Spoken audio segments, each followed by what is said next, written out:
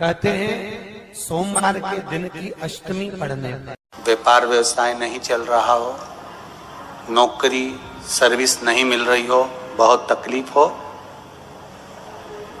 7 बेलपत्री केसर को घिसकर चंदन बनाकर बेलपत्री पर बीच वाली पत्ती पर ओम लिखना है।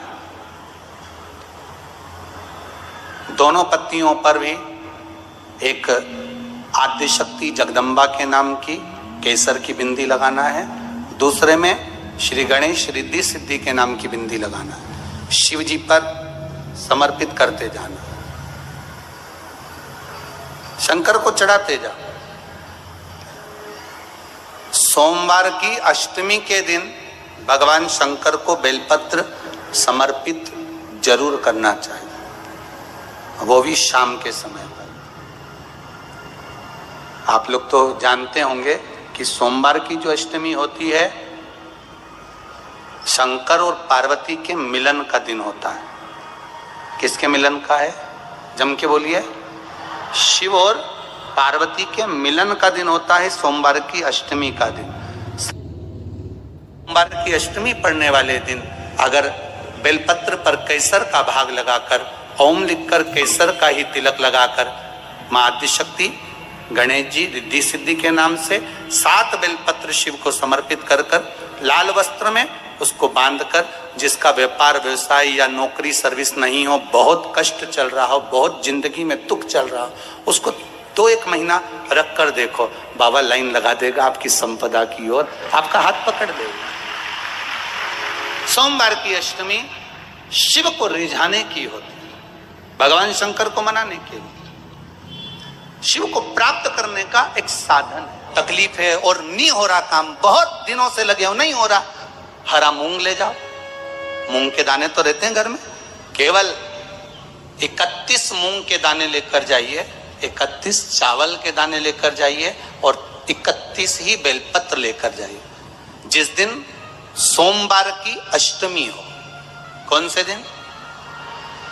सोमवार की अष्टमी हो, उस दिन शंकर जी के मंदिर में जाओ, 3 चीज लेकर जाओ, मूंग के दाने, चावल, बेलपत्र।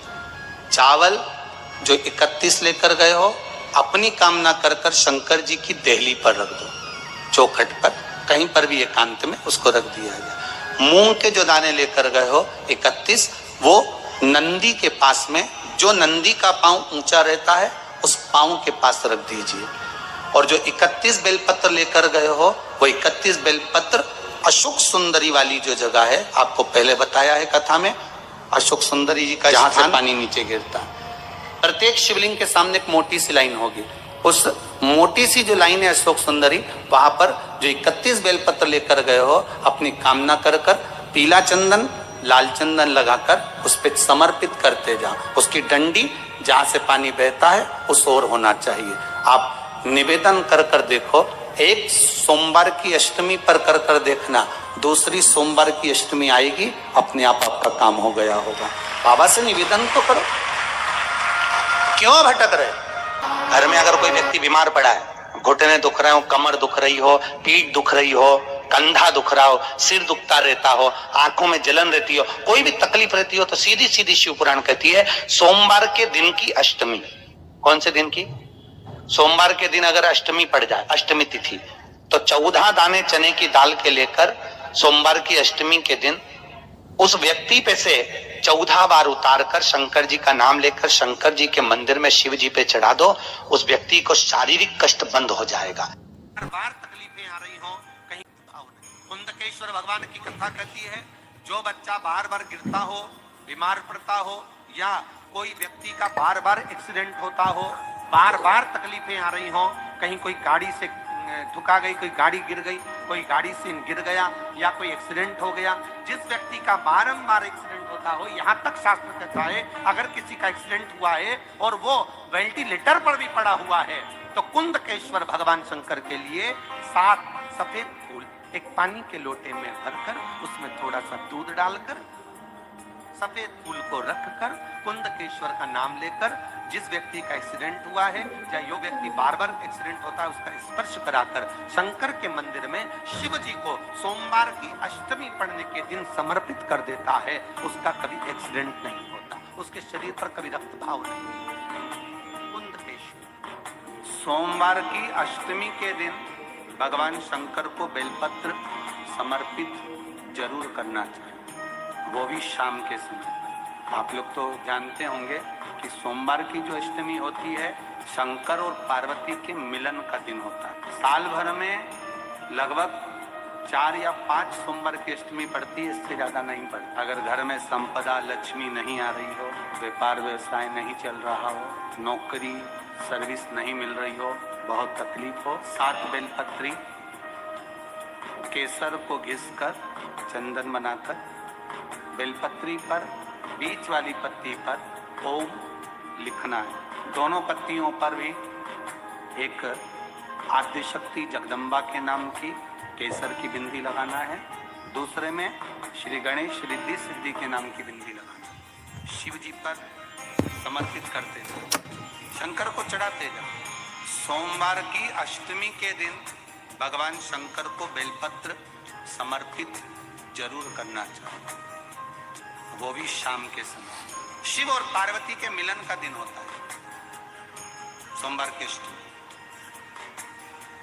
इसमें मां जगत जननी जगदम्बा अपनी 64 योगिनियों को लेकर शंकर भगवान के सामने नृत्य करती है जब सोमवार की अष्टमी पर।